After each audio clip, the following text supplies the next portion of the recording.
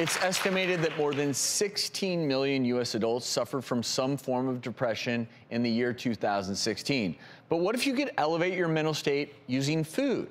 Our good friend, colleague, psychotherapist, Dr. Mike Dow, joins us now with more insight on some new findings connecting depression with food and vice versa. It's really exciting. So a 2018 research study published in Frontiers in Psychology found that people who consumed more raw fruits and vegetables actually experienced less depression, better quality of life, better mood, and this was really interesting because it looked at 10 of these delicious foods, some of my favorite brain healthy foods I talk about in my books all the time: blueberries, bananas, citrus fruits, grapefruit, leafy greens, cucumbers, kiwi, carrots, right? So these things are really interesting, but this study is fascinating. How do they design this study? Well, they broke them into two groups. So in one group, it was people who ate raw vegetables. So go ahead and eat your raw vegetables right now and boost your mood and tell me if this works. I knew that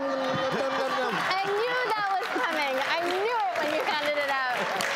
And the other part of the study were people who ate the same fruits and vegetables, but either canned or cooked. Now this is interesting.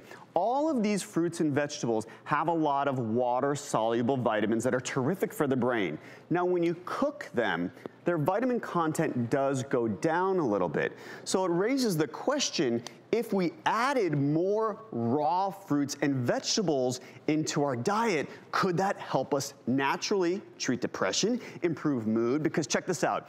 When you think of brain, when you think of the letter B, B vitamins, vitamin B12, vitamin B9, which you probably know is folate. Instead of getting the synthetic form, get the natural form of folate found in these leafy greens and all of these delicious vegetables, because your body takes these vitamins and it naturally manufactures feel-good neurotransmitters, serotonin, GABA, dopamine, from all the good vitamins in those fruits and vegetables. And in fact, the vitamins. Well, I was actually going to ask you, Dr. Mike, if you think that because we eat so many more processed foods and are going away from eating raw fruits and vegetables, if you think that's correlated with the increase in depression here in the United States. Absolutely, because most processed foods will have one of the worst things for brain health. They process it with not only flour and sugar, but soybean oil, which has tons of omega-6s. That's pro-inflammatory for the brain. We want more omega-3s, right? We want more olive oil, we want more fish,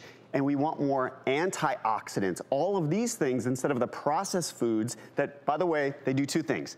They shrink your brain. Did you know that? Isn't that crazy?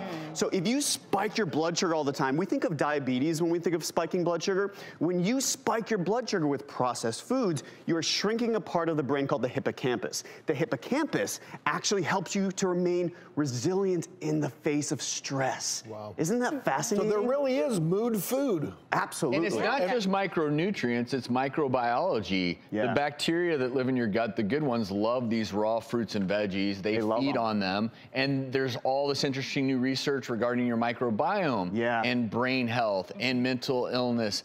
I think it's fascinating. It doesn't mean that you can't cook your fruits and veggies and still get a ton of health benefits, but more and more, if you can add these raw foods, real foods into your diet, you might see a change in the way you're feeling, the way you're thinking. I love this, and you wrote an entire book on this. I did. Heal your drained brain. Wait, hold on, I'm feeling a little drained. A little less drained. Less drained. What's up, Doc? Drew, you're already done.